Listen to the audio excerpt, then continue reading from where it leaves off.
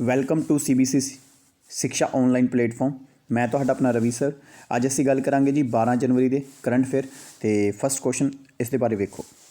ਸਭ ਤੋਂ ਪਹਿਲਾ ਕੁਐਸਚਨ ਹੈ ਜੀ ਇਹਦੇ ਵਿੱਚ ਯੂਨੈਸਕੋ ਜਿਹੜੀ ਵਰਲਡ ਹੈਰੀਟੇਜ ਸਾਈਟ ਹੈ ਆਰਗੇਨਾਈਜੇਸ਼ਨ ਹੈ, ਇਹਦਾ ਮਤਲਬ ਕਿ ਜੀ United nation educational scientific cultural organisation. ਇਹ ਕੀ ਕਰਦੀ ਹੈ, ਪੂਰੀ ਦੁਨੀਆ ਦੀ ਜਿਹੜੀ ਹੈਰੀਟੇਜ ਸਾਈਟਸ ਨੇ ਉਹਨਾਂ ਨੂੰ ਸੰਭਾਲਣ ਦਾ ਕੰਮ ਕਰਦੀ ਹੈ ਤੇ ਉਹਨੇ ਇੰਡੀਆ ਦੀ ਸਾਈਟਸ ਜਿੰਨੀਆਂ ਵੀ ਇੰਡੀਆ ਦੇ ਵਿੱਚ ਸਾਈਟਸ ਨੇ ਉਹਨਾਂ ਦੀ ਜਿਹੜੀ ਡਿਸਕ੍ਰਿਪਸ਼ਨ ਹੈ, ਉਹਨਾਂ ਦੇ ਬਾਰੇ ਜਿਹੜਾ ਵੇਰਵਾ ਹੁੰਦਾ ਉਹ ਕਿਹੜੀ ਲੈਂਗੁਏਜ ਦੇ ਵਿੱਚ ਲਿਖਣ ਦੇ ਵਾਸਤੇ ਕਿਹਾ ਹੈ ਜੀ। ਤਾਂ ਉਹਦਾ ਜਿਹੜਾ ਰਾਈਟ ਆਨਸਰ ਹੈ ਉਹ ਹੈਗਾ ਜੀ ਹਿੰਦੀ ਦੇ ਵਿੱਚ। ਤੁਹਾਨੂੰ ਪਤਾ ਹੈ ਜੀ ਕੱਲ੍ਹ ਵੀ ਆਪਾਂ ਕੁਐਸਚਨ ਦੇ ਵਿੱਚ ਕੀਤਾ ਸੀ ਕਿ 10 ਜਨਵਰੀ ਜਿਹੜਾ ਇਹ ਵਰਲਡ ਦੇ ਵਿੱਚ ਕਿਸ ਰੂਪ ਦੇ ਵਿੱਚ ਮਨਾਇਆ ਜਾਂਦਾ। ਵਰਲਡ ਹਿੰਦੀ ਡੇ ਜਿਹੜਾ ਮਨਾਇਆ ਜਾਂਦਾ ਹੈ ਤੇ ਨੈਸ਼ਨਲ ਹਿੰਦੀ ਡੇ ਕਦੋਂ ਮਨਾਇਆ ਜਾਂਦਾ 14 ਸਤੰਬਰ ਨੂੰ। ਠੀਕ ਹੈ ਜੀ, ਇਹਦਾ ਮੇਨ ਕੁਐਸਚਨ ਸੀ। ਤੇ ਹਿੰਦੀ ਦੇ ਵਿੱਚ ਤੁਹਾਡੀਆਂ ਆਪਣੀ ਪੂਰੀ ਦੁਨੀਆ ਦੀ ਵਰਲਡ 7 ਅਜੂਬੇ ਨੇ ਜਿਹੜੇ ਉਹ ਕੀ ਕੀਤੇ ਜਾਣਗੇ, ਉਹਨਾਂ ਦੀ ਡਿਸਕ੍ਰਿਪਸ਼ਨ ਦੇ ਜਿਹੜੀ ਹੈ ਉਹ ਹਿੰਦੀ ਦੇ ਵਿੱਚ ਲਿਖੀ ਜਾਊਗੀ। ਜਿਵੇਂ ਇੰਡੀਆ ਦੀ 7 ਅਜੂਬਿਆਂ ਦੇ ਵਿੱਚ ਇੱਕ ਆਉਂਦਾ ਤਾਜ ਮਹਿਲ, ਠੀਕ ਹੈ ਜੀ, ਜਿਹੜਾ ਸ਼ਾਹਜਹਾਂ ਨੇ ਬਣਵਾਇਆ ਸੀ। ਤੇ ਉਸ ਦੇ ਵਿੱਚ ਹੁਣ ਯੂਨੈਸਕੋ ਦੇ ਤੁਹਾਨੂੰ ਦੱਸ ਦਈਏ ਯੂਨੈਸਕੋ ਦੇ ਜਿਹੜੇ ਹੁਣ ਹੈੱਡ ਕੌਣ ਨੇ, ਐਂਡਰੂ ਅਜ਼ੋਲੇ। ਠੀਕ ਹੈ ਜੀ, ਇਹਦੀ ਪੈਰਿਸ ਦੇ ਵਿੱਚ ਇਹਦਾ ਹੈੱਡਕੁਆਟਰ ਹੈ। ਪੈਰਿਸ ਕਿੱਥੇ ਹੈ ਜੀ, ਫਰਾਂਸ ਦੇ ਵਿੱਚ। ਠੀਕ ਹੈ, ਇਹ ਤੁਸੀਂ ਯਾਦ ਰੱਖਣਾ ਹੈ। ਤਾਂ ਤੁਹਾਨੂੰ ਇਹ ਵੀ ਦੱਸ ਦਈਏ ਵੀ ਪੂਰੀ ਦੁਨੀਆ ਦੇ ਵਿੱਚ ਸਭ ਤੋਂ ਪਹਿਲਾਂ ਜਿਹੜਾ ਵਰਲਡ ਹਿੰਦੀ ਦੇ ਦਿਵਸ ਜਿਹੜਾ ਕਦੋਂ ਮਨਾਇਆ ਗਿਆ ਸੀਗਾ, ਇਹ 10 ਜਨਵਰੀ 1975 ਦੇ ਵਿੱਚ ਮਨਾਇਆ ਗਿਆ ਸੀਗਾ। ਠੀਕ ਹੈ ਜੀ, 1975 ਦੇ ਵਿੱਚ ਮਨਾਇਆ ਗਿਆ ਸੀਗਾ। ਇੰਦਰਾ ਗਾਂਧੀ ਦੀ ਗੌਰਮੈਂਟ ਸੀਗੇ ਉਸ ਟਾਈਮ 'ਤੇ ਇਹਨਾਂ ਨੇ ਇੰਡੀਆ ਦੇ ਵਿੱਚ ਹਿੰਦੂ ਸੰਮੇਲਨ ਹੋ ਰਿਹਾ ਸੀ ਉਸ ਟਾਈਮ 'ਤੇ, ਤਾਂ ਉਸ ਵਾਸਤੇ ਸਭ ਤੋਂ ਪਹਿਲਾਂ ਦਿਨ। ਪਰ ਇੰਡੀਆ ਦੇ ਵਿੱਚ ਜਦੋਂ ਐਜ਼ ਏ ਵਰਲਡ ਲੈਵਲ 'ਤੇ ਮਨਾਉਣਾ ਸਟਾਰਟ ਕੀਤਾ 2008 ਦੇ ਉੱਪਰ। ਠੀਕ ਹੈ ਜੀ, ਮਨਮੋਹਨ ਸਿੰਘ ਦੀ ਗੌਰਮੈਂਟ ਨੇ। ਇਹ ਵੀ ਤੁਸੀਂ ਯਾਦ ਰੱਖਣਾ। ਪੂਰੀ ਦੁਨੀਆ 'ਤੇ ਸਭ ਤੋਂ ਪਹਿਲੀ ਲੈਂਗੁਏਜ ਕਿਹੜੀ ਬੋਲੀ ਜਾਂਦੀ, ਸਭ ਤੋਂ ਜ਼ਿਆਦਾ ਜਿਹੜੀ 4 ਲੈਂਗੁਏਜ ਤੁਹਾਨੂੰ ਪਤਾ ਹੋਣੀ ਚਾਹੀਦੀਆਂ ਨੇ। ਸਭ ਤੋਂ ਪਹਿਲਾਂ ਹੁਣ ਇੰਗਲਿਸ਼ ਆ ਚੁੱਕੀ ਹੈ। ਠੀਕ ਹੈ ਜੀ, ਉਸ ਤੋਂ ਸੈਕਿੰਡ ਨੰਬਰ 'ਤੇ ਆ ਚੁੱਕੀ ਹੈ ਸਪੈਨਿਸ਼ ਅਤੇ ਥਰਡ ਨੰਬਰ 'ਤੇ ਆ ਗਈ ਹੈ ਮੰਡੈਰਿਨ ਮਤਲਬ ਚਾਈਨੀਜ਼। ਚੌਥੇ ਨੰਬਰ 'ਤੇ ਹੈਗੀ ਹੈ ਹਿੰਦੀ ਲੈਂਗੁਏਜ। ਠੀਕ ਹੈ ਜੀ, ਇਹ ਤੁਸੀਂ ਯਾਦ ਰੱਖਣਾ। ਇਹਦੇ ਵਿੱਚ ਤੁਸੀਂ ਯਾਦ ਰੱਖ ਲਿਆ ਜੀ। ਇੰਡੀਆ ਦੇ ਵਿੱਚ ਸਾਈਟਾਂ ਕਿੰਨੀਆਂ ਨੇ, 40 ਸਾਈਟਾਂ ਨੇ ਇੰਡੀਆ ਦੇ ਵਿੱਚ। ਉਹਦੇ ਵਿੱਚ 32 ਸਾਈਟਾਂ ਸਾਡੀਆਂ ਕਿਹੜੀਆਂ ਨੇ, ਕਲਚਰਲ ਟਾਈਪ ਦੀਆਂ ਸਾਈਟਾਂ ਨੇ। 7 ਸਾਡੀਆਂ ਨੈਚੁਰਲ ਨੇ, ਇੱਕ ਦੋਨੇ ਚੀਜ਼ਾਂ ਮਿਲਦੀਆਂ, ਨੈਚੁਰਲ ਵੀ ਹੈ ਅਤੇ ਕਲਚਰਲ ਵੀ ਹੈ। ਠੀਕ ਹੈ, ਉਹ ਹੈਗੇ ਕਾਜ਼ੀਰੰਗਾ ਵਾਲੀ। ਠੀਕ ਹੈ, ਕਾਜ਼ੀਰੰਗਾ ਨਹੀਂ, ਕੰਚਨਜੰਗਾ, ਇਹ ਜਿਹੜੀ ਸਿੱਕਿਮ ਦੇ ਵਿੱਚ ਹੈ ਸਾਈਟ ਸਾਡੀ। ਤਾਂ ਇਹ ਤੁਸੀਂ ਯਾਦ ਰੱਖਣਾ ਯੂਨੈਸਕੋ ਵਾਲੀ। ਅਤੇ ਆਈ ਹੋਪ ਕਿ ਤੁਹਾਨੂੰ ਮੈਂ ਇਸ ਤੋਂ ਰਿਲੇਟਿਡ ਸਾਰੇ ਦੱਸ ਦਿੱਤੇ ਨੇ, ਯੂਨੈਸਕੋ ਦੇ ਰਿਲੇਟਿਡ ਸਾਰੇ ਕੁਐਸਚਨ ਤੁਹਾਨੂੰ ਮੈਂ ਇਹ ਵੀ ਦੱਸਦੇ ਨੇ। ਅਤੇ ਆਪਾਂ ਨੈਕਸਟ ਕੁਐਸਚਨ ਦੇ ਉੱਪਰ ਚੱਲਦੇ ਹਾਂ। ਉਸ ਤੋਂ ਬਾਅਦ ਦੇਖੋ ਜੀ, ਇਨ ਵਿਚ international airport rank the 8th global list on performance index. ਦੇਖੋ ਜੀ, ਪੂਰੀ ਦੁਨੀਆ ਦੇ ਵਿੱਚ ਪਰਫਾਰਮੈਂਸ ਇੰਡੈਕਸ ਆਇਆ ਕਿ ਰੈਗੂਲਰ ਸਹੀ ਟਾਈਮ 'ਤੇ ਫਲਾਈਟਾਂ ਗਈਆਂ ਨੇ, ਸਹੀ ਟਾਈਮ 'ਤੇ ਆਈਆਂ ਨੇ। ਇੰਨਾ ਲੋਕਡਾਊਨ ਚੱਲਦਾ ਰਿਹਾ, ਉਸ ਦੇ ਵਿੱਚ ਇੱਕ ਗਲੋਬਲ ਲਿਸਟ ਬਣੀ ਹੈ ਜਿਹਦੇ ਵਿੱਚ ਇੰਡੀਆ ਦਾ ਇੱਕੋ ਏਅਰਪੋਰਟ ਆਇਆ ਜੋ ਉਹ ਵੀ 8ਵੇਂ ਰੈਂਕ ਦੇ ਉੱਪਰ ਆਇਆ। ਉਸ ਏਅਰਪੋਰਟ ਦਾ ਨਾਮ ਦੱਸੋ। ਇਹਦੇ ਵਿੱਚ ਹੁਣ ਮੇਨ ਤੁਹਾਡਾ ਕਿਹੜਾ ਆ ਜਾਂਦਾ ਕੁਐਸਚਨ, ਇਹਦੇ ਵਿੱਚ ਆ ਗਿਆ ਜੀ ਚੇਨਈ ਏਅਰਪੋਰਟ। ਚੇਨਈ ਕਿੱਥੇ, ਜਿਹਨੂੰ ਮਦਰਾਸ ਕਹਿੰਦੇ ਸੀ, ਓਲਡ ਨੇਮ ਇਹਦਾ ਕੀ ਸੀ, ਮਦਰਾਸ। ਠੀਕ ਹੈ, ਮਦਰਾਸ ਕਹਿੰਦੇ ਆ ਤਮਿਲਨਾਡੂ ਦੇ ਵਿੱਚ। ਚੇਨਈ ਉਹਦੀ ਕੈਪੀਟਲ ਹੈ। ਸਿਵਲ ਐਵੀਏਸ਼ਨ ਮੰਤਰੀ ਕਿਹੜੇ ਨੇ, ਸਿਵਲ ਐਵੀਏਸ਼ਨ ਜੋਤੀ ਰਾਓ ਸਿੰਧੀਆ। ਠੀਕ ਹੈ ਜੀ, ਇਹ ਗਵਾਲੀਅਰ ਤੋਂ ਨੇ। ਇਹ ਤੁਸੀਂ ਯਾਦ ਰੱਖਣਾ ਅਤੇ ਇਹਨਾਂ ਦਾ ਮੇਨ ਤੁਸੀਂ ਯਾਦ ਰੱਖਿਆ ਜੀ। ਅਤੇ ਉਸ ਤੋਂ ਬਾਅਦ ਆਪਣੀ ਇੰਡੀਆ ਦੇ ਵਿੱਚ ਨਾ ਏਅਰਪੋਰਟ ਪੁੱਛ ਲੈਂਦੇ ਆ, ਕਿਵੇਂ ਹੁਣ ਜਿਵੇਂ ਪੁੱਛ ਲੈਂਦੇ ਤੁਹਾਨੂੰ ਤੁਸੀਂ ਇਹ ਦੱਸੋ ਵੀ ਜਿਹੜਾ ਬੈਂਗਲੁਰੂ ਏਅਰਪੋਰਟ ਹੈ ਇਸ ਨੂੰ ਆਪਾਂ ਕੀ ਕਹਿੰਦੇ, ਕੈਂਪੇਗੌੜਾ ਏਅਰਪੋਰਟ ਕਹਿੰਦੇ ਆ। ਰਾਜੀਵ ਗਾਂਧੀ ਏਅਰਪੋਰਟ ਕਿੱਥੇ ਹੈ, ਹੈਦਰਾਬਾਦ ਦੇ ਵਿੱਚ ਹੈ। ਠੀਕ ਹੈ ਜੀ, ਨੇਤਾ ਜੀ ਸੁਭਾਸ਼ ਚੰਦਰ ਬੋਸ ਜਿਹੜਾ ਏਅਰਪੋਰਟ ਹੈ ਉਹ ਕਿੱਥੇ ਹੈ ਜੀ, ਕੋਲਕਾਤਾ ਦੇ ਵਿੱਚ ਹੈ। ਡਾਕਟਰ BR ਅੰਬੇਦਕਰ ਦੇ ਨਾਮ 'ਤੇ ਏਅਰਪੋਰਟ ਕਿੱਥੇ ਹੈ ਜੀ, ਉਹ ਨਾਗਪੁਰ ਦੇ ਵਿੱਚ ਹੈ। ਠੀਕ ਹੈ ਜੀ, ਚੌਧਰੀ ਚਰਨ ਸਿੰਘ ਏਅਰਪੋਰਟ ਕਿੱਥੇ ਜੀ, ਲਖਨਊ ਦੇ ਵਿੱਚ ਹੈ। ਇੰਦਰਾ ਗਾਂਧੀ ਇੰਟਰਨੈਸ਼ਨਲ ਏਅਰਪੋਰਟ ਕਿੱਥੇ ਹੈ ਜੀ, ਉਹ ਦਿੱਲੀ ਦੇ ਵਿੱਚ ਹੈ। ਸ਼ਿਵਾਜੀ ਛਤਰਪਤੀ ਏਅਰਪੋਰਟ ਜਿਹੜਾ ਹੈ ਟਰਮੀਨਲ, ਉਹ ਕਿੱਥੇ ਹੈ ਜੀ, ਮੁੰਬਈ ਦੇ ਵਿੱਚ ਹੈ। ਇਸ ਤਰ੍ਹਾਂ ਤੁਹਾਨੂੰ ਪੁੱਛ ਸਕਦਾ ਹੈ। ਠੀਕ ਹੈ ਜੀ, ਜਿਹੜਾ ਸੋਲਰ ਸਿਸਟਮ 'ਤੇ ਪੂਰਾ ਪ੍ਰੋਪਰ ਸਾਡਾ ਜਿਹੜਾ ਇੱਕ ਏਅਰਪੋਰਟ ਚੱਲਦਾ ਉਹ ਹੈ ਕੋਚੀ ਏਅਰਪੋਰਟ, ਕੇਰਲਾ ਦੇ ਵਿੱਚ। ਠੀਕ ਹੈ ਜੀ, ਇਹ ਤੁਸੀਂ ਯਾਦ ਰੱਖਣਾ। ਤਾਂ ਇੱਦਾਂ ਕਰਕੇ ਇੱਕ ਤੁਹਾਨੂੰ ਪੇਪਰ 'ਚ ਬੜਾ ਪੁੱਛਦਾ ਹੁੰਦਾ ਹੈ, ਗੋਪੀਨਾਥ ਬਰਦੌਲੀ ਏਅਰਪੋਰਟ ਕਿੱਥੇ ਹੈ ਜੀ, ਇਹ ਆਸਾਮ ਦੇ ਵਿੱਚ ਹੈ। ਠੀਕ ਹੈ ਜੀ, ਇਹ ਤੁਸੀਂ ਯਾਦ ਰੱਖਣਾ। ਇਹ ਬਹੁਤ ਹੀ ਪੇਪਰ ਦੇ ਵਿੱਚ ਆਉਂਦਾ ਹੈ। ਆਈ ਹੋਪ ਕਿ ਤੁਹਾਨੂੰ ਏਅਰਪੋਰਟ ਤੋਂ ਰਿਲੇਟਿਡ ਸਾਰੇ ਕੁਐਸਚਨ ਮੈਂ ਦੱਸਦੇ ਨੇ। ਉਸ ਤੋਂ ਬਾਅਦ ਆ ਜਾਓ RBL ਬੈਂਕ ਦੇ ਬਾਰੇ। RBL ਬੈਂਕ ਨੇ ਹੁਣ ਰਿਸੈਂਟਲੀ ਕੀ ਕੀਤਾ ਜੀ, ਰਤਨਾਕਰ ਬੈਂਕ ਦੇ ਨਾਲ ਟਾਈ ਅਪ ਕੀਤਾ which tech company to advance the next generation customer experience. ਅਤੇ ਇਹ ਹੁਣ ਨੈਕਸਟ ਲੈਵਲ 'ਤੇ ਬੈਂਕਿੰਗ ਨੂੰ ਲੈ ਕੇ ਜਾਣਾ ਚਾਹੁੰਦੇ ਨੇ, ਜਿਸ ਵਾਸਤੇ ਇਹਨਾਂ ਨੇ ਕਿਹਦੇ ਨਾਲ ਟਾਈ ਅਪ ਕੀਤਾ, ਅਤੇ ਇਹ ਹੈਗਾ ਜੀ ਗੂਗਲ ਦੇ ਨਾਲ। ਤੁਹਾਨੂੰ ਪਤਾ ਗੂਗਲ ਹਰ ਇੱਕ ਜਿਹਨੂੰ ਆਪਾਂ ਅੱਜ ਦੀ ਈਸਟ ਇੰਡੀਆ ਕੰਪਨੀ ਕਹਿ ਸਕਦੇ ਹਾਂ ਕਿ ਸਾਰੀ ਚੀਜ਼ਾਂ ਇਹਦੇ ਪ੍ਰੋਡਕਟ ਆ ਰਹੇ ਨੇ, ਤਾਂ ਇਹਨਾਂ ਨੇ ਇਸ ਨੂੰ ਕੀਤਾ। ਇਹਨਾਂ ਨੇ ਕੀ ਕੀਤਾ ਜੀ, ਇੱਕ ਪਲੇਟਫਾਰਮ ਲਾਂਚ ਕੀਤਾ ਅਬੈਕਸ ਹੈ ਕਿ ਸਾਰੇ ਜਿੰਨੇ ਵੀ ਔਨਲਾਈਨ ਸੋਲਿਊਸ਼ਨ ਨੇ ਉਹਨਾਂ ਨੂੰ ਸਿਰਫ ਇੱਕ ਸੋਲਿਊਸ਼ਨ ਇੱਕ ਵਿੰਡੋ ਦੇ ਉੱਪਰ ਲੈ ਕੇ ਆਉਣ ਦੀ ਕੋਸ਼ਿਸ਼ ਕੀਤੀ ਜਾ ਰਹੀ ਹੈ ਨੈਕਸਟ ਲੈਵਲ ਦੇ ਵਿੱਚ। 4 ਬਿਲੀਅਨ ਇਹਦੇ ਸਬਸਕ੍ਰਾਈਬਰ ਜਿਹੜੇ ਮਿਲੀਅਨਸ ਦੇ ਵਿੱਚ ਇਹਦਾ ਜਿਹੜੇ ਕਸਟਮਰ ਨੇ ਆਰਬੀਐਲ ਬੈਂਕ ਦੇ। ਤੇ ਆਰਬੀਐਲ ਬੈਂਕ ਦੇ ਬਾਰੇ ਆਪਾਂ ਹੋਰ ਵੀ ਚੀਜ਼ ਵੇਖ ਲੈਂਦੇ ਹਾਂ। ਆਰਬੀਐਲ ਬੈਂਕ ਹੋਇਆ ਸੀ ਫਾਊਂਡ 1943 ਦੇ ਵਿੱਚ, ਠੀਕ ਹੈ ਜੀ। ਹੈੱਡਕੁਆਟਰ ਇਹਦਾ ਮੁੰਬਈ ਦੇ ਵਿੱਚ ਹੈ, ਠੀਕ ਹੈ ਜੀ। ਇਹ ਵੀ ਤੇ ਇਹ ਕਿਸ ਐਕਟ ਦੇ ਅੰਡਰ ਹੋਇਆ ਸੀ, ਕਿਉਂਕਿ ਇਹ ਇੱਕ ਐਸਾ ਬੈਂਕ ਹੈ ਜਿਹੜਾ ਸਾਡੀ ਆਜ਼ਾਦੀ ਤੋਂ ਪਹਿਲਾਂ ਇਸਟੈਬਲਿਸ਼ ਕੀਤਾ ਗਿਆ ਸੀਗਾ। ਇਹ ਹੈਗਾ ਇੰਡੀਅਨ ਕੰਪਨੀ ਐਕਟ 1913 ਦੇ ਅੰਡਰ ਹੋਇਆ ਸੀਗਾ, ਠੀਕ ਹੈ ਜੀ।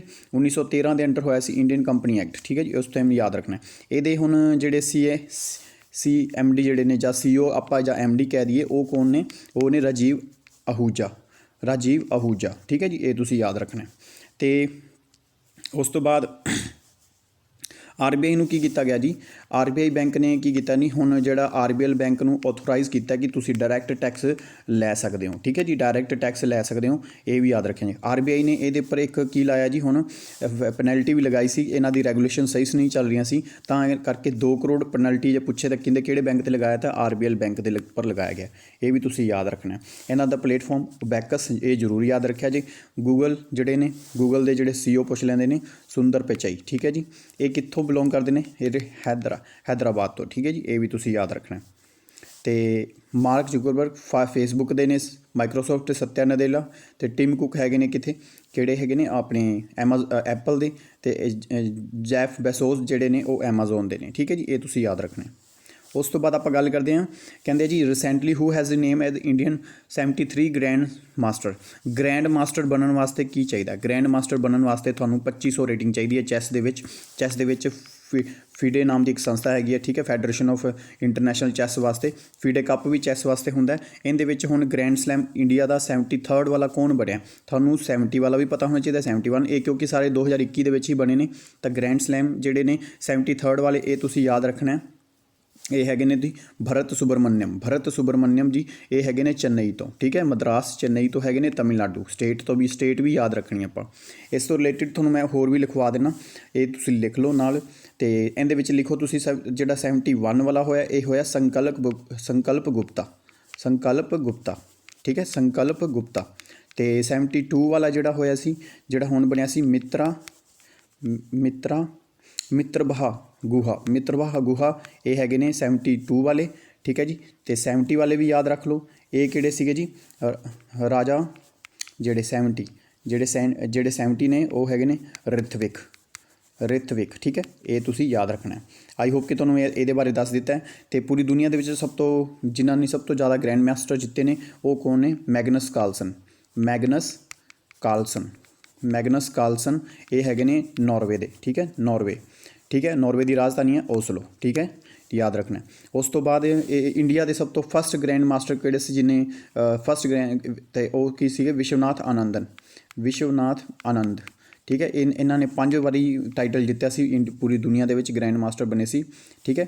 5 ਟਾਈਮ ਇਹ ਇੰਡੀਆ ਦੇ ਗ੍ਰੈਂਡ ਮਾਸਟਰ ਰਹੇ ਨੇ। ਤੇ ਆਈ ਹੋਪ ਕਿ ਚੈਸ ਦੇ ਵਿੱਚ ਅਸੀਂ ਬਹੁਤ ਅੱਗੇ ਮਹਾਰਤ ਹਾਸਿਲ ਕੀਤੀ ਹੋਈ ਹੈ, ਇਹ ਤੁਸੀਂ ਯਾਦ ਰੱਖਣੀ ਹੈ। ਤੇ ਉਸ ਤੋਂ ਬਾਅਦ ਆਪਣੇ ਨੈਕਸਟ ਕੁਐਸਚਨ 'ਤੇ ਆ ਜਾਓ। ਨੈਕਸਟ ਕੁਐਸਚਨ ਹੈ ਜੀ, which organisation has be awarded the international 에ਅਰਕ੍ਰਾਫਟ award 2021 best craft village in the world by the craft council of international ਦੇ ਵੱਲੋਂ ਇੱਕ ਲਿਸਟ ਜਾਰੀ ਕੀਤੀ ਗਈ ਸੀ। ਇੰਟਰਨੈਸ਼ਨਲ ਕ੍ਰਾਫਟ ਅਵਾਰਡ ਦਿੱਤਾ ਗਿਆ। ਉਹ ਇੰਡੀਆ ਦੇ ਕਿਹੜੀ ਸਟੇਟ ਨੂੰ ਦਿੱਤਾ ਗਿਆ, ਜਿਹਦੇ ਵਾਸਤੇ ਉਹਨਾਂ ਨੇ ਉਸ ਫੀਲਡ ਦੇ ਵਿੱਚ ਬਹੁਤ ਵਧੀਆ ਕੰਮ ਕੀਤੇ ਨੇ? ਤਾਂ ਇਹਦੇ ਵਿੱਚ ਜੀ ਸਭ ਤੋਂ ਵਧੀਆ ਜਿਹੜਾ ਬੈਸਟ ਅਵਾਰਡ ਦਿੱਤਾ ਗਿਆ, ਉਹ ਦਿੱਤਾ ਗਿਆ ਜੀ ਕੇਰਲਾ ਜਿਹੜਾ ਕ੍ਰਾਫਟ ਆਰਗੇਨਾਈਜੇਸ਼ਨ ਹੈ, ਇਹ ਕੇਰਲਾ ਦੇ ਵਿੱਚ ਇਹਨਾਂ ਨੂੰ ਦਿੱਤਾ ਗਿਆ। ਇਹਨਾਂ ਨੇ ਬਹੁਤ ਵਧੀਆ ਇਹਦੇ ਵਿੱਚ ਕੰਮ ਕੀਤੇ ਨੇ। ਤਾਂ ਇਹਦੇ ਵਿੱਚ 2-3 ਕੁਐਸਚਨ ਜਿਹੜੇ ਬਣਦੇ ਨੇ। ਇਹ ਤੁਹਾਨੂੰ ਜਿਹੜੀ ਹੈੱਡਕੁਆਟਰ ਦਾ ਪੁੱਛ ਲੈਣਗੇ ਕਿੱਥੇ ਹੈਗਾ। ਇਹਦਾ ਹੈੱਡਕੁਆਟਰ ਹੈ ਕੋਵਲਮ, ਇਹ ਕੇਰਲਾ ਦੇ ਵਿੱਚ, ਠੀਕ ਹੈ। ਇਹ ਜਿਹੜੀ ਸੰਸਥਾ ਹੈ ਨਾ, ਜਿਹਨੂੰ ਅਵਾਰਡ ਮਿਲਿਆ, ਤਾਂ ਇਹ ਤੁਸੀਂ ਯਾਦ ਰੱਖਣੀ ਹੈ, ਠੀਕ ਹੈ ਜੀ। ਤੇ ਇਹਨੂੰ ਜਿਹੜਾ ਇਹ ਕੋਆਪਰੇਟਿਵ ਲੇਬਰ ਕੰਟਰੈਕਟ ਸੋਸਾਇਟੀ ਵੱਲੋਂ ਇਸ ਸੰਸਥਾ ਨੂੰ ਇਸਟੈਬਲਿਸ਼ ਕੀਤਾ ਗਿਆ ਸੀ, ਠੀਕ ਹੈ ਜੀ। ਇਹ ਤੁਸੀਂ ਯਾਦ ਰੱਖਣਾ ਕੇਰਲਾ ਦੇ ਵਿੱਚ, ਇਹ ਵੀ ਤੁਸੀਂ ਯਾਦ ਰੱਖਿਆ ਜੀ। ਕੇਰਲਾ ਇੱਕ ਮਾਤਰ ਸਟੇਟ ਹੈ ਜਿੱਥੇ ਜੀ CPI ਮਾਰਕਸਿਸਟ ਦੀ ਪਹਿਲੀ ਵਾਰੀ ਸਰਕਾਰ ਬਣੀ ਸੀ, ਠੀਕ ਹੈ, ਮਾਰਕਸਿਜ਼ਮ ਦੀ। ਇਹ ਵੀ ਤੁਸੀਂ ਯਾਦ ਰੱਖਣਾ। ਤਾਂ ਆਈ ਹੋਪ ਕਿ ਤੁਹਾਨੂੰ ਇਹ ਸਮਝ ਆ ਗਿਆ ਹੋਵੇਗਾ। ਟੂਰਿਜ਼ਮ ਨੂੰ ਲੈ ਕੇ ਇਹਨਾਂ ਨੇ ਬੜਾਵਾ ਦਿੱਤਾ ਸੀ ਕਾਫੀ ਚੀਜ਼ਾਂ ਦੇ ਵਿੱਚ ਇਹਨਾਂ ਦੇ। ਤਾਂ ਇਹ ਇੱਕ ਕੁਐਸਚਨ ਇਹਨਾਂ ਦਾ ਹੋਰ ਬਣ ਸਕਦਾ, ਵਿਲੇਜ ਆਫ ਦਾ ਈਅਰ ਕਿਹਨੂੰ ਅਵਾਰਡ ਦਿੱਤਾ ਗਿਆ? Village of the year craft ਦੇ ਅੰਡਰ ਕਾਫੀ ਅਵਾਰਡ ਮਿਲੇ ਨੇ, ਸਾਰੇ ਯਾਦ ਨਹੀਂ ਕਰਨੇ, ਜਿਹੜੇ ਜ਼ਰੂਰੀ ਨੇ ਉਹੀ ਯਾਦ ਕਰਨੇ ਨੇ। ਤਾਂ ਇਹ ਤੁਸੀਂ ਯਾਦ ਰੱਖ ਲਓ। ਜਿਹੜਾ ਵਿਲੇਜ ਆਫ ਦਾ ਮਿਲਿਆ, ਉਹ ਮਿਲਿਆ ਕ੍ਰਾਫਟ ਕ੍ਰਾਫਟ ਕੋਮੁਤਨੀ ਜਿਹੜਾ ਅਵਾਰਡ ਹੈ ਇਹ ਜੀ ਮਿਲਿਆ ਮਲੇਸ਼ੀਆ ਦੇ ਇੱਕ ਪਿੰਡ ਨੂੰ, ਠੀਕ ਹੈ, ਮਲੇਸ਼ੀਆ ਦੇ ਇੱਕ ਪਿੰਡ ਨੂੰ ਮਿਲਿਆ VPO ਆਪਾਂ ਕਹਿ ਸਕਦੇ ਹਾਂ। ਅਤੇ ਉਸ ਤੋਂ ਬਾਅਦ ਆਪਾਂ ਇਹ ਵੀ ਕਹਿ ਸਕਦੇ ਹਾਂ ਪਰਸਨ ਆਫ ਦਾ ਈਅਰ ਜਿਹੜਾ ਅਵਾਰਡ ਹੈ, ਪਰਸਨ ਆਫ ਈਅਰ ਅਵਾਰਡ ਜਿਹੜਾ ਕ੍ਰਾਫਟ ਦੇ ਵਿੱਚ ਮਿਲਿਆ, ਇਹ ਮਿਲਿਆ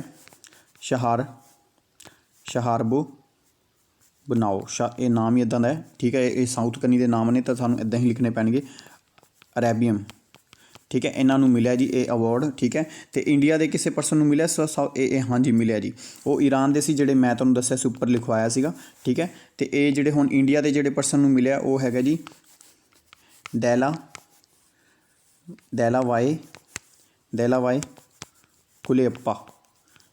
ਕੁਲੇਪਾ ਨੂੰ ਇਹ ਅਵਾਰਡ ਮਿਲਿਆ ਜੀ, ਇਹ ਕੇਰਲਾ ਦੇ ਨੇ, ਠੀਕ ਹੈ। ਇਹਨਾਂ ਨੂੰ ਅਵਾਰਡ ਮਿਲਿਆ, ਇਹ ਤੁਸੀਂ ਯਾਦ ਰੱਖਣਾ ਹੈ। ਤਾਂ ਆਈ ਹੋਪ ਕਿ ਤੁਹਾਨੂੰ ਮੈਂ ਇਹਦੇ ਬਾਰੇ ਦੱਸ ਦਿੱਤਾ ਹੈ। ਨੈਕਸਟ ਕੁਐਸਚਨ 'ਤੇ ਆਓ। ਨੈਕਸਟ ਕੁਐਸਚਨ ਹੈ ਜੀ 19ਵੀਂ ਮੀਟਿੰਗ ਹੋਈ ਹੈ। ਪਹਿਲੇ ਇਹ ਯਾਦ ਰੱਖਣੀ ਟਾਈਗਰ ਅਥਾਰਟੀ ਜਿਹੜੀ ਹੈ ਇੰਡੀਆ ਦੇ ਵਿੱਚ, ਟਾਈਗਰ ਨੂੰ ਬੜਾਵਾ ਦੇਣ ਵਾਸਤੇ ਜਿਹੜੀ ਇੰਡੀਆ ਦੀ ਅਥਾਰਟੀ ਹੈ ਉਹ ਕਿਹੜੀ ਹੈ, ਨੈਸ਼ਨਲ ਟਾਈਗਰ ਰਿਜ਼ਰਵ ਅਥਾਰਟੀ। ਇਹਦੀ 19ਵੀਂ ਮੀਟਿੰਗ ਹੋਈ ਸੀ। ਇਹਦੀ ਜਿਹੜਾ ਇਹ ਕਿਸ ਨੇ ਚੇਅਰ ਕੀਤੀ ਸੀ, ਮਤਲਬ ਕਿਸ ਨੇ ਇਹਨੂੰ ਪ੍ਰਸਾਈਡ ਕਿਹਨੇ ਕੀਤਾ ਸੀ, ਤਾਂ ਇਹਦਾ ਰਾਈਟ ਆਨਸਰ ਹੈ ਭੁਪਿੰਦਰ ਯਾਦਵ। ਸਾਡੇ ਜਿਹੜੇ ਮਿਨਿਸਟਰ ਜਿਹੜੇ ਇਨਵਾਇਰਮੈਂਟ ਕਲਾਈਮੇਟ ਚੇਂਜ ਦੇ ਮਿਨਿਸਟਰ ਨੇ ਉਹ ਹੈਗੇ ਨੇ ਭੁਪਿੰਦਰ ਯਾਦਵ, ਠੀਕ ਹੈ। ਇਹਨਾਂ ਨੇ ਹੀ ਕੀਤੀ ਸੀ। ਸਾਨੂੰ ਪਤਾ ਇੰਡੀਆ ਦੇ ਵਿੱਚ ਟਾਈਗਰ ਰਿਜ਼ਰਵ ਇੱਕ ਅਥਾਰਟੀ ਹੈ, ਇਹ ਇੰਡੀਆ ਦੇ ਵਿੱਚ ਕੀ ਕਰਦੀ ਹੈ, ਇੰਡੀਆ ਦੇ ਵਿੱਚ ਸਾਈਟਾਂ ਘੋਸ਼ਿਤ ਕਰਦੀ ਹੈ ਟਾਈਗਰ ਟਾਈਗਰ ਨੂੰ ਬਚਾਉਣ ਵਾਸਤੇ ਅਭਿਆਨ ਪੂਰੇ ਵਰਲਡ ਦੇ ਵਿੱਚ ਕਿਹੜਾ ਚੱਲ ਰਿਹਾ, ਏਸ਼ੀਆ ਦੇ ਵਿੱਚ ਇਹ ਹੈਗਾ ਜੀ ਟਾਈਗਰ × 2, ਇੱਦਾਂ ਕਰਕੇ 2 ਡਬਲ ਕਰਨ ਦੀ ਜਿਹੜੀ ਹੈ। ਅਤੇ ਇਹਦੇ ਵਿੱਚ ਸਭ ਤੋਂ ਪਹਿਲਾਂ ਟਾਈਗਰ ਡਬਲ ਕਿਹੜੀ ਦੇਸ਼ ਦੇ ਵੀ ਕੀਤੇ ਨੇ, ਉਹ ਹੈਗੇ ਨੇ ਨੇਪਾਲ ਨੇ, ਠੀਕ ਹੈ। ਉਸ ਤੋਂ ਬਾਅਦ ਇੰਡੀਆ ਨੇ ਵੀ ਟਾਰਗੇਟ ਕੰਪਲੀਟ ਕਰ ਲਿੱਤਾ ਹੈ। ਤਾਂ 13 ਦੇਸ਼ਾਂ ਦੇ ਵਿੱਚ ਟਾਈਗਰ ਪਾਇਆ ਜਾਂਦਾ ਹੈ, ਯਾਦ ਰੱਖਿਆ ਜੀ, ਠੀਕ ਹੈ ਜੀ। ਇਹ ਤੁਸੀਂ ਯਾਦ ਰੱਖਣਾ ਹੈ। ਇੰਡੀਆ ਦੇ ਵਿੱਚ ਟਾਈਗਰ ਰਿਜ਼ਰਵ ਕਿੰਨੇ ਨੇ ਟੋਟਲ, ਇਹ ਹੈਗੇ ਨੇ 51 ਟਾਈਗਰ ਰਿਜ਼ਰਵ ਨੇ। ਅਤੇ ਹੁਣ ਲੇਟੈਸਟ ਜਿਹੜਾ ਟਾਈਗਰ ਰਿਜ਼ਰਵ ਕਿਹੜਾ ਬਣ ਗਿਆ ਜਿਹੜਾ ਹੁਣ ਬਣਿਆ ਉਹ ਹੈ ਕੁਮਾਊ, ਠੀਕ ਹੈ, ਕੈਮੂਰ। ਇਹ ਬਿਹਾਰ ਦੇ ਵਿੱਚ ਵਿਧਿਆਂਚਲ ਦੀ ਲਾਸਟ ਪਹਾੜੀ ਹੈ ਕੈਮੂਰ, ਉਹਦੇ ਵਿੱਚ ਇਹ ਪੈਂਦੀ ਹੈ ਬਿਹਾਰ ਦੇ ਵਿੱਚ, ਉਹ ਬਣਨ ਜਾ ਰਿਹਾ ਟਾਈਗਰ ਰਿਜ਼ਰਵ, ਠੀਕ ਹੈ ਜੀ। ਇਹ ਤੁਸੀਂ ਯਾਦ ਰੱਖਣਾ। ਆਈ ਹੋਪ ਕਿ ਤੁਹਾਨੂੰ ਇਹ ਸਮਝ ਆ ਗਿਆ ਹੋਵੇਗਾ। ਅਤੇ ਪ੍ਰੋਜੈਕਟ ਟਾਈਗਰ ਚੱਲਿਆ ਸੀ ਇੰਡੀਆ ਦੇ ਵਿੱਚ, ਪ੍ਰੋਜੈਕਟ ਟਾਈਗਰ ਨੂੰ ਬਚਾਉਣ ਵਾਸਤੇ, ਅਤੇ ਉਹ ਕਿਹੜਾ ਸੀ 1973 ਦੇ ਵਿੱਚ, ਠੀਕ ਹੈ ਜੀ। ਇਹ ਤੁਸੀਂ ਯਾਦ ਰੱਖਣਾ ਹੈ। ਆਈ ਹੋਪ ਕਿ ਤੁਹਾਨੂੰ ਇਹ ਸਮਝ ਆ ਗਿਆ ਹੋਵੇਗਾ।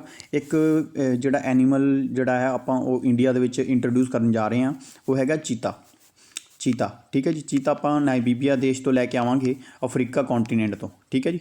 ਨਾਮੀਬੀਆ ਕੋਈ ਵੀ ਦੇਸ਼ ਅਜੇ ਸਿਲੈਕਟ ਨਹੀਂ ਹੋਇਆ, ਵੈਸੇ ਜ਼ਿਆਦਾਤਰ ਕਹਿੰਦੇ ਪਏ ਨੇ ਨਾਮੀਬੀਆ ਤੋਂ ਹੀ ਲੈ ਕੇ ਆਉਣੇ, ਇੰਡੀਆ ਦੇ ਵਿੱਚ ਇੰਟਰੋਡਿਊਸ ਕੀਤਾ ਜਾਊਗਾ। ਅਤੇ ਸਭ ਤੋਂ ਵੱਡਾ ਟਾਈਗਰ ਰਿਜ਼ਰਵ ਇੰਡੀਆ ਦੇ ਵਿੱਚ ਕਿਹੜਾ ਜੀ, ਉਹ ਹੈਗਾ ਸ਼੍ਰੀਸ਼ੈਲਮ ਜਿਹੜਾ ਟਾਈਗਰ ਰਿਜ਼ਰਵ ਆਂਧਰਾ ਪ੍ਰਦੇਸ਼ ਦੇ ਵਿੱਚ ਹੈ, ਬਹੁਤ ਵੱਡਾ ਟਾਈਗਰ ਰਿਜ਼ਰਵ ਹੈ, ਇਹ ਤੁਸੀਂ ਯਾਦ ਰੱਖਣਾ ਹੈ। ਆਈ ਹੋਪ ਕਿ ਤੁਹਾਨੂੰ ਇਹਦੇ ਰਿਲੇਟਿਡ ਸਾਰੇ ਮੈਂ ਕੁਐਸਚਨ ਦੱਸ ਦਿੱਤੇ ਨੇ, ਇਹ ਤੁਸੀਂ ਯਾਦ ਰੱਖ ਲਿਆ ਜੀ। ਉਸ ਤੋਂ ਬਾਅਦ ਕੁਐਸਚਨ ਆਉਂਦਾ ਕਿ the ministry of railway approve the renaming of the railway station Ekta Nagar railway station. ਦੇਖੋ ਨਾਮ ਤਾਂ ਬਹੁਤ ਸਾਰੇ ਚੀਜ਼ਾਂ ਦੇ ਬਦਲੇ ਗਏ ਨੇ, ਠੀਕ ਹੈ ਜੀ, ਹਾਂਜੀ ਸਟੂਡੈਂਟ। ਅਤੇ ਇਹ ਕਹਿੰਦੇ ਵੀ ਇਹਦੇ ਵਿੱਚ ministry of railway approve the renaming of railway stations, ਤਾਂ ਉਹਦੇ ਵਿੱਚ ਸਭ ਤੋਂ ਜ਼ਿਆਦਾ ਜਿਹੜੇ ਨਾਮ ਨੇ, ਹੁਣ ਏਕਤਾ ਨਗਰ ਰੇਲਵੇ ਸਟੇਸ਼ਨ ਦਾ ਨਾਮ ਕਿਹੜੇ ਸਟੇਸ਼ਨ ਨੂੰ ਬਦਲ ਕੇ ਰੱਖਿਆ ਗਿਆ, ਤਾਂ ਇਹਦਾ ਜਿਹੜਾ ਰਾਈਟ ਆਨਸਰ ਹੈ ਉਹ ਹੈਗਾ ਜੀ ਤੁਹਾਡਾ ਕੇਵੜੀਆ ਰੇਲਵੇ ਸਟੇਸ਼ਨ ਹੈਗਾ ਨਰਮਦਾ ਨਦੀ ਦੇ ਉੱਪਰ। ਤਾਂ ਉੱਥੇ ਗੁਜਰਾਤ ਦੇ ਵਿੱਚ ਇਸ ਸਟੇਸ਼ਨ ਦਾ ਨਾਮ ਬਦਲ ਕੇ ਜੀ ਏਕਤਾ ਨਗਰ ਰੇਲਵੇ ਸਟੇਸ਼ਨ ਨਾਮ ਰੱਖਿਆ ਗਿਆ, ਠੀਕ ਹੈ ਜੀ। ਗੁਜਰਾਤ ਗੌਰਮੈਂਟ ਨੇ ਡਿਸਾਈਡ ਕੀਤਾ। ਇੱਕ ਤੁਸੀਂ ਯਾਦ ਰੱਖ ਲਓ ਇੰਡੀਆ ਦੇ ਵਿੱਚ ਹੈਗਾ ਪ੍ਰਗਤੀ ਮੈਦਾਨ ਕਿੱਥੇ ਨੇ, ਵੈਸੇ ਦਿੱਲੀ ਦੇ ਵਿੱਚ ਨਾ। ਤਾਂ ਇਸ ਪ੍ਰਗਤੀ ਮੈਟਰੋ ਦਾ ਰੇਲਵੇ ਸਟੇਸ਼ਨ ਦਾ ਨਾਮ ਬਦਲ ਕੇ ਇਹਨੂੰ supreme court metro railway station ਰੱਖਿਆ ਗਿਆ, ਠੀਕ ਹੈ ਜੀ। ਇਹ ਵੀ ਤੁਸੀਂ ਯਾਦ ਰੱਖ ਲਓ। ਹਬੀਬਗੰਜ ਜਿਹੜਾ ਇਹ ਹੈਗਾ ਤੁਹਾਡਾ ਭੋਪਾਲ ਦੇ ਵਿੱਚ ਜਿਹੜਾ, ਅਤੇ ਇੱਥੇ ਹਬੀਬਗੰਜ ਜਿਹੜਾ ਰੇਲਵੇ ਸਟੇਸ਼ਨ ਹੈ ਇਹਦਾ ਨਾਮ ਬਦਲ ਕੇ ਰਾਣੀ ਕੰਪਾਲਾਪਤੀ ਜਿਹੜਾ ਇਹਦਾ ਰੱਖਿਆ ਗਿਆ ਨਾਮ, ਠੀਕ ਹੈ ਜੀ। ਇਹ ਤੁਸੀਂ ਯਾਦ ਰੱਖ ਲਓ। ਅਤੇ ਭੋਪਾਲ ਰੇਲਵੇ ਸਟੇਸ਼ਨ ਦਾ ਵੀ ਨਾਮ ਬਦਲਿਆ ਗਿਆ, ਭੋਪਾਲ ਮੈਟਰੋ ਦਾ ਨਾਮ ਬਦਲ ਕੇ ਰਾਜਾ ਭੋਜ ਦੇ ਨਾਮ 'ਤੇ ਉੱਪਰ ਕੀਤਾ ਗਿਆ, ਰਾਜਾ ਭੋਜ, ਠੀਕ ਹੈ। ਇਹ ਤੁਸੀਂ ਯਾਦ ਰੱਖ ਲਓ। ਅਤੇ ਮੋਹਾਲੀ ਪੰਜਾਬ ਦਾ ਵੀ ਇੱਕ ਸਟੇਸ਼ਨ ਦਾ ਨਾਮ ਬਦਲਿਆ ਗਿਆ, ਸਟੇਡੀਅਮ ਦਾ ਨਾਮ ਬਦਲਿਆ ਗਿਆ, ਸਟੇਸ਼ਨ ਨਹੀਂ ਹੈਗਾ। ਅਤੇ ਇਹ ਹੈਗਾ ਜੀ ਮੋਹਾਲੀ ਜਿਹੜਾ ਸਟੇਡੀਅਮ ਸੀ ਨਾ ਇੰਡੀਆ ਦਾ ਆਪਣਾ ਪੰਜਾਬ ਵਾਲਾ, ਇਹਦਾ ਨਾਮ ਰੱਖਿਆ ਗਿਆ ਬਲਬੀਰ ਸਿੰਘ ਸੀਨੀਅਰ ਦੇ ਨਾਮ 'ਤੇ। ਇਹ ਕੁਐਸਚਨ ਪੇਪਰ ਦੇ ਵਿੱਚ ਆ ਸਕਦਾ ਹੈ, ਬਲਬੀਰ ਸਿੰਘ ਸੀਨੀਅਰ, ਠੀਕ ਹੈ। ਇਹ ਤੁਸੀਂ ਯਾਦ ਰੱਖਣਾ ਹੈ। ਅਤੇ ਉਸ ਤੋਂ ਬਾਅਦ ਤੁਹਾਨੂੰ ਪੁੱਛਿਆ ਜਾ ਸਕਦਾ ਹੈ ਇੱਕ ਆਪਣੀ ਵਾਈਲਡ ਲਾਈਫ ਸੈਂਚੁਰੀ ਸੀ ਗੋਰੇਵਾਲਾ ਵਾਈਲਡ ਲਾਈਫ ਸੈਂਚੁਰੀ ਮਹਾਰਾਸ਼ਟਰ ਦੇ ਵਿੱਚ ਹੈ। ਤਾਂ ਤੁਹਾਨੂੰ ਪਤਾ ਹੋਵੇਗਾ ਮਹਾਰਾਸ਼ਟਰ ਦੇ ਵਿੱਚ ਹੁਣ ਉਧਵ ਠਾਕਰੇ ਦੀ ਸਰਕਾਰ ਹੈ, ਉਹਨਾਂ ਨੇ ਆਪਣੇ ਫਾਦਰ ਦੇ ਨਾਮ 'ਤੇ ਬਾਲਾ ਸਾਹਿਬ ਠਾਕਰੇ ਦੇ ਨਾਮ 'ਤੇ ਇਸ ਵਾਈਲਡ ਲਾਈਫ ਸੈਂਚੁਰੀ ਦਾ ਨਾਮ ਰੱਖਿਆ, ਬਾਲਾ ਸਾਹਿਬ ਠਾਕਰੇ ਦੇ ਨਾਮ 'ਤੇ। आई होप कि उस तो बाद तुसी ये भी याद कर लो कि ਜਿਹੜਾ ਇੱਕ ਆਪਣਾ ਇੱਕ ਏਰੀਆ ਆਪਣਾ हैदराबाद ਦੇ ਵਿੱਚ ਏਰੀਆ ਕਰਨਾਟਕ ਦੇ ਵਿੱਚ हैदराबाद ਵਾਲਾ ਏਰੀਆ ਜਿਹੜਾ ਪੈਂਦਾ ਨਾ, ਵੈਸੇ हैदराबाद ਪੈਂਦਾ ਤੇਲੰਗਾਨਾ ਦੇ ਵਿੱਚ, ਪਰ ਕੁਛ ਏਰੀਆ हैदराबाद ਦੇ ਨਾਲ ਲੱਗਦਾ ਜਿਹੜਾ ਕਰਨਾਟਕਾ ਦੇ ਵਿੱਚ ਪੈਂਦਾ, ਉਸ ਦਾ ਨਾਮ ਬਦਲ ਕੇ ਕਲਿਆਣ ਕਰਨਾਟਕਾ ਨਾਮ ਰੱਖਿਆ, ਕਲਿਆਣ ਕਰਨਾਟਕਾ ਨਾਮ। ਠੀਕ ਹੈ ਜੀ, ਅਤੇ ਇਹ ਤੁਸੀਂ ਯਾਦ ਰੱਖਣਾ। ਆਪਾਂ ਵੀਲਰ ਆਈਲੈਂਡ ਦਾ ਨਾਮ ਰੱਖਿਆ ਸੀ, ਵੀਲਰ ਆਈਲੈਂਡ ਦਾ ਨਾਮ ਡਾਕਟਰ APJ ਅਬਦੁਲ ਕਲਾਮ ਜੀ ਦੇ ਨਾਮ 'ਤੇ ਰੱਖਿਆ, ਜਿਨ੍ਹਾਂ ਨੂੰ ਮਿਸਾਈਲ ਮੈਨ ਆਫ ਇੰਡੀਆ ਕਿਹਾ ਜਾਂਦਾ। ਠੀਕ ਹੈ, ਇਹਨਾਂ ਦੇ ਨਾਮ 'ਤੇ ਵੀਲਰ ਆਈਲੈਂਡ। ਠੀਕ ਹੈ, ਉੜੀਸਾ ਦੇ ਤੱਟ ਕੋਲ। ਉਸ ਤੋਂ ਬਾਅਦ ਰੋਹਤਾਂਗ ਪਾਸ ਸੀਗਾ, ਜਿਹੜਾ ਰੋਹਤਾਂਗ ਪਾਸ ਹੈ ਉਹਦਾ ਨਾਮ ਆਪਾਂ ਜਿਹੜਾ ਸੁਰੰਗ ਸੀਗੀ ਉੱਥੇ ਜਿਹੜੀ ਟਨਲ, ਉਸ ਦਾ ਨਾਮ ਬਦਲ ਕੇ ਆਪਾਂ ਅਟਲ ਟਨਲ ਹੋਣੀ ਥੋੜ੍ਹੇ ਦਿਨ ਪਹਿਲਾਂ ਵੇਖਿਆ ਸੀ। ਸਭ ਤੋਂ ਉੱਚੀ ਤੇ ਉਚਾਈ ਦੇ ਉੱਪਰ ਰਹਿਣ ਵਾਲੀ ਜਿਹੜੀ ਹਿਮਾਚਲ ਪ੍ਰਦੇਸ਼ ਦੇ ਵਿੱਚ ਟਨਲ ਹੈ ਉਹ ਕਿਹੜੀ ਹੈ? ਅਟਲ ਟਨਲ। ਠੀਕ ਹੈ ਜੀ, ਇੱਦਾਂ ਕਰਕੇ ਅਤੇ ਇਹ ਤੁਸੀਂ ਯਾਦ ਰੱਖਣਾ। ਇੱਕ ਰੋਡ ਵੀ ਬਣਦੀ ਪਈ ਹੈ PM ਮੋਦੀ ਦੇ ਨਾਮ 'ਤੇ। ਕਿਹੜੀ ਰੋਡ ਕਿੱਥੇ ਬਣਦੀ ਪਈ ਹੈ, ਕਿਹੜੀ ਸਟੇਟ ਦੇ ਵਿੱਚ? ਤਾਂ ਇਹ ਬਣਦੀ ਪਈ ਹੈ ਕਿੱਥੇ? ਸਿੱਕਿਮ ਦੇ ਵਿੱਚ। ਆਈ ਹੋਪ ਕਿ ਤੁਹਾਨੂੰ ਇਹ ਸਾਰਾ ਸਮਝ ਆ ਗਿਆ ਹੋਵੇਗਾ। ਹਾਂਜੀ, ਅਤੇ ਸਮਝ ਆ ਗਿਆ ਹੋਵੇਗਾ ਤੁਹਾਨੂੰ। ਹਾਂਜੀ ਸਟੂਡੈਂਟ, ਅਤੇ ਇਸ ਤੋਂ ਬਾਅਦ ਤੁਸੀਂ ਯਾਦ ਰੱਖ ਸਕਦੇ ਹੋ ਕੇਵੜੀਆ ਦੇ ਨਾਲ ਇੱਕ ਸਟੇਸ਼ਨ ਹੁਣੀ ਥੋੜ੍ਹਾ ਝਾਂਸੀ ਨੂੰ ਵੀ ਬਦਲਿਆ ਗਿਆ ਸੀ ਨਾਮ, ਝਾਂਸੀ ਦਾ ਨਾਮ ਬਦਲ ਕੇ ਵੀਰੰਗਨਾ ਲక్ష్ਮੀ ਬਾਈ ਰੇਲਵੇ ਸਟੇਸ਼ਨ ਵੀ ਰੱਖਿਆ ਗਿਆ। ਠੀਕ ਹੈ, ਇਹ ਵੀ ਤੁਸੀਂ ਇਹ ਝਾਂਸੀ ਕਿੱਥੇ ਹੈ? ਵੈਸੇ ਤੁਸੀਂ ਇਹ ਯਾਦ ਰੱਖਣਾ UP ਦੇ ਵਿੱਚ ਹੈ, ਕਿਤੇ MP ਨਾ ਲਗਾ ਕੇ ਆ ਜਾਓ। ਠੀਕ ਹੈ, ਇਹ ਵੀ ਨਾਮ ਬਦਲਿਆ ਗਿਆ। UP ਦੇ ਵਿੱਚ ਹੁਣ 2-3 ਨਾਮ ਬਦਲੇ ਗਏ ਸੀਗੇ। ਇੱਕ ਤਾਂ ਫੈਜ਼ਾਬਾਦ ਹੈ, ਇਹ ਡਿਸਟ੍ਰਿਕਟ ਦਾ ਨਾਮ ਬਦਲ ਕੇ ਇਹਨਾਂ ਨੇ ਅਯੋਧਿਆ ਰੱਖਦਾ। ਠੀਕ ਹੈ, ਅਯੋਧਿਆ। ਅਤੇ ਇੱਥੇ ਜਿਹੜਾ ਫੈਜ਼ਾਬਾਦ ਦੇ ਵਿੱਚ ਏਅਰਪੋਰਟ ਸੀਗਾ ਉਹਦਾ ਨਾਮ ਬਦਲ ਕੇ ਅਯੋਧਿਆ ਏਅਰਪੋਰਟ ਦਾ ਨਾਮ ਬਦਲ ਕੇ ਮਰਿਆਦਾ ਪੁਰਸ਼ੋਤਮ ਸ਼੍ਰੀ ਰਾਮ ਚੰਦਰ ਜੀ ਦੇ ਨਾਮ 'ਤੇ ਨਾਮ ਰੱਖਿਆ ਗਿਆ। ਠੀਕ ਹੈ ਜੀ, ਇਹ ਵੀ ਤੁਸੀਂ ਯਾਦ ਰੱਖਣਾ। ਅਤੇ ਉਸ ਤੋਂ ਬਾਅਦ ਇਹਨਾਂ ਦੇ ਵਿੱਚ ਨਾ ਲਖਨਊ ਦੇ ਵਿੱਚ ਇੱਕ ਚੌਂਕ ਹੈਗਾ ਜਿਹਦਾ ਨਾਮ ਬਦਲ ਕੇ ਨਾ ਇਹਨਾਂ ਨੇ ਉਹਦਾ ਚੌਂਕ ਦਾ ਨਾਮ ਵੀ ਇਹਨਾਂ ਨੇ ਅਟਲ ਚੌਂਕ ਰੱਖ ਦਿੱਤਾ। ਠੀਕ ਹੈ, ਇਹ ਅਟਲ ਚੌਂਕ। ਅਤੇ ਇਹ ਇੱਕ ਤੁਸੀਂ ਯਾਦ ਰੱਖਣਾ ਹੈ ਜੀ, ਆਪਣੇ ਕੀ ਨਾਮ ਹੈ, ਜਿਹੜਾ ਰਾਏਪੁਰ ਸੀਗਾ ਛੱਤੀਸਗੜ੍ਹ ਦੀ ਰਾਜਧਾਨੀ, ਉਹਨੂੰ ਅਟਲ ਨਗਰ ਨਾਮ ਦਿੱਤਾ ਗਿਆ। ਇਹ ਵੀ ਤੁਸੀਂ ਯਾਦ ਰੱਖਿਆ ਜੀ, ਇਹ ਵੀ ਤੁਸੀਂ ਯਾਦ ਰੱਖ ਸਕਦੇ ਹੋ। ਉਸ ਤੋਂ ਬਾਅਦ ਨੈਕਸਟ ਕੁਐਸਚਨ 'ਤੇ ਆਓ। ਨੈਕਸਟ ਕੁਐਸਚਨ ਇਹ ਹੈ ਜੀ, ਆਈ ਹੋਪ ਕਿ ਪਿੱਛੇ ਕੁਐਸਚਨ ਤਾਂ ਨਹੀਂ ਰਹਿ ਗਿਆ। ਠੀਕ ਹੈ, ਉਸ ਤੋਂ ਬਾਅਦ ਦੇਖੋ, which former reserve bank of governor has been appointed the vice president of the Asia infrastructure bank. ਇਹ ਮੈਂ ਕੁਐਸਚਨ ਪਹਿਲਾਂ ਹੀ ਕਰਵਾ ਚੁੱਕਿਆ, ਤੁਹਾਨੂੰ ਕੱਲ੍ਹ ਵੀ ਦੱਸਿਆ ਸੀ। ਅਗਰ ਤੁਸੀਂ ਵੀਡੀਓ ਨਹੀਂ ਵੇਖ ਰਹੇ ਪਲੀਜ਼ ਉਹਨੂੰ ਵੇਖਿਆ ਕਰੋ, ਕਿਉਂਕਿ ਡੇਲੀ ਵੀਡੀਓਜ਼ ਦੇ ਨਾਲ ਤੁਹਾਡਾ ਕੀ ਹੁੰਦਾ ਹੈ, ਇੰਨੀਆਂ ਚੀਜ਼ਾਂ ਆਪਾਂ ਵੈਸੇ ਹੀ ਯਾਦ ਕਰ ਲੈਂਦੇ ਹਾਂ ਅਤੇ ਬਾਰ-ਬਾਰ ਰਿਵੀਜ਼ਨ ਹੋਊਗੀ ਤਾਂ ਉਸ ਤੋਂ ਬਾਅਦ ਤੁਹਾਨੂੰ ਸਾਰੇ ਫੈਕਟ ਵੈਸੇ ਹੀ ਯਾਦ ਹੋ ਜਾਣਗੇ। ਅਤੇ ਏਸ਼ੀਆ ਇਨਫਰਾਸਟਰਕਚਰ ਜਿਹੜੇ ਬੈਂਕ ਹੈ, ਇਹਦੇ ਹੁਣ ਸਾਡੇ ਫਾਰਮਰ ਪ੍ਰੈਜ਼ੀਡੈਂਟ ਜਿਹੜੇ ਸੀਗੇ ਗਵਰਨਰ, ਉਹਨਾਂ ਦਾ ਨਾਮ ਸੀ ਉਰਜਿਤ ਪਟੇਲ। ਮੈਂ ਇਹ ਕੁਐਸਚਨ ਪਹਿਲਾਂ ਵੀ ਦੱਸ ਕੇ ਆਇਆ ਕਿ ਏਸ਼ੀਆ ਇਨਫਰਾਸਟਰਕਚਰ ਇਨਵੈਸਟਮੈਂਟ ਬੈਂਕ ਜਿਹੜਾ ਹੈ ਇਹਦਾ ਜਿਹੜਾ ਹੁਣ ਵਾਈਸ ਪ੍ਰੈਜ਼ੀਡੈਂਟ ਬਣੇ ਨੇ ਕਿਹੜੇ? ਉਰਜਿਤ ਪਟੇਲ ਜੀ। ਠੀਕ ਹੈ ਜੀ, ਉਰਜਿਤ ਪਟੇਲ। ਇਹਨਾਂ ਨੂੰ 3 ਸਾਲ ਵਾਸਤੇ ਬਣਾਇਆ ਗਿਆ, ਇਹ ਵੀ ਯਾਦ ਰੱਖੇ। ਇਹ ਰਿਪਲੇਸ ਕਿਹਨੂੰ ਕਰਨਗੇ? DJ ਪਾਂਡਿਆਨ ਇਹਨਾਂ ਨੂੰ ਰਿਪਲੇਸ ਕਰਨਾ ਇਹਨਾਂ ਨੇ। ਠੀਕ ਹੈ ਜੀ, ਇਹ ਬੈਂਕ ਕਦੋਂ ਬਣਿਆ ਸੀ? ਇਹ ਲੇਟੈਸਟ ਬੈਂਕ ਹੈ, 16 ਜਨਵਰੀ 2016 ਦੇ ਵਿੱਚ ਇਸ ਬੈਂਕ ਨੂੰ ਬਣਾਇਆ ਗਿਆ ਸੀਗਾ। ਇਹਦਾ ਹੈੱਡਕੁਆਟਰ ਹੈਗਾ ਬੀਜ਼ਿੰਗ ਦੇ ਵਿੱਚ ਇਹਦਾ ਹੈੱਡਕੁਆਟਰ ਚਾਈਨਾ ਦੇ ਵਿੱਚ ਹੈ। ਇਹਦੇ ਮੈਂਬਰ ਕਿੰਨੇ ਨੇ? 104 ਮੈਂਬਰ ਇਹਦੇ ਹੈਗੇ ਨੇ। ਅਤੇ ਇਹਦੇ ਜਿਹੜੇ ਮੇਨ ਪ੍ਰੈਜ਼ੀਡੈਂਟ ਨੇ ਉਹ ਹੈਗੇ ਨੇ ਜਿਨ ਲੀਕੌਨ ਇਹਦੇ ਮੇਨ ਪ੍ਰੈਜ਼ੀਡੈਂਟ ਨੇ। ਠੀਕ ਹੈ ਜੀ, ਇਹ ਤੁਸੀਂ ਯਾਦ ਰੱਖ ਸਕਦੇ ਹੋ। ਅਤੇ ਇੱਕ ਬੈਂਕ ਹੋਰ ਹੈਗਾ ਜੀ, ਆਪਣਾ ਬ੍ਰਿਕਸ ਜਿਹੜੀ ਸੰਸਥਾ ਹੈ ਉਹਦਾ ਆਪ ਦਾ ਇੱਕ ਬੈਂਕ ਬਣਾਇਆ, ਉਹਦਾ ਨਾਮ ਕੀ ਹੈ ਜੀ? National development bank, NDB। ਠੀਕ ਹੈ ਜੀ, ਇਹਨਾਂ ਦਾ ਆਪਣਾ ਬੈਂਕ ਬਣਾਇਆ। ਇਹ ਤੁਸੀਂ ਉਹਦੇ ਨਾਲ ਕਨਫਿਊਜ਼ਨ ਨਹੀਂ ਕਰਨੀ ਹੈਗੀ ਤੁਸੀਂ। ਉਸ ਤੋਂ ਬਾਅਦ ਨੈਕਸਟ ਕੁਐਸਚਨ 'ਤੇ ਆਓ। ਦੀ biography of the Ratan Tata ਜਿਹੜਿਆਂ the biography ਲਿਖੀ ਗਈ ਹੈ ਇੱਕ IAS ਅਧਿਕਾਰੀ ਦੇ ਵੱਲੋਂ, ਉਹਨਾਂ ਦਾ ਨਾਮ ਹੈਗਾ ਰਤਨ ਟਾਟਾ ਆਥੋਰਾਈਜ਼ਡ ਬਾਇਓਗ੍ਰਾਫੀ। ਇਸ ਕਿਹਨਾਂ ਨੇ ਲਿਖੀ ਹੈ? ਉਹ ਮੇਨ ਕਹਿਣ ਦਾ ਭਾਵ ਇਹ ਹੈ। ਤਾਂ ਇਹ ਹੈਗੇ ਨੇ ਡਾਕਟਰ ਥੋਮਸ ਮੈਥਿਊ। ਤਾਂ ਤੁਹਾਨੂੰ ਪਤਾ ਹੋਵੇਗਾ ਟਾਟਾ ਜਿਹੜੇ ਕੰਪਨੀ ਦੇ ਮੇਨ ਮਾਲਕ ਜਿਹੜੇ ਨੇ ਰਤਨ ਟਾਟਾ ਜੀ ਨੇ, ਇਹਨਾਂ ਦੇ ਕੁਐਸਚਨ ਇੱਕ ਪੇਪਰ 'ਚ ਜਿਹੜਾ ਸਟੈਟਿਕ ਕੁਐਸਚਨ ਆਉਂਦਾ ਉਹ ਇਹ ਸੀ, ਇੰਡੀਆ ਦੇ ਫਸਟ ਪਾਇਲਟ ਕੌਣ ਸੀਗੇ? ਫਸਟ ਪਾਇਲਟ ਇੰਡੀਆ ਦੇ ਵਿੱਚ ਕੌਣ ਸੀ? ਆਪਾਂ ਸਿਵਲ ਐਵੀਏਸ਼ਨ ਵਾਲਾ ਪੜ੍ਹ ਕੇ ਆਏ ਨਾ ਕੁਐਸਚਨ, ਏਅਰਪੋਰਟ ਵਾਲਾ। ਅਤੇ ਇੰਡੀਆ ਦੇ ਸਭ ਤੋਂ ਪਹਿਲੇ ਪਾਇਲਟ ਕਿਹੜੇ ਸੀਗੇ?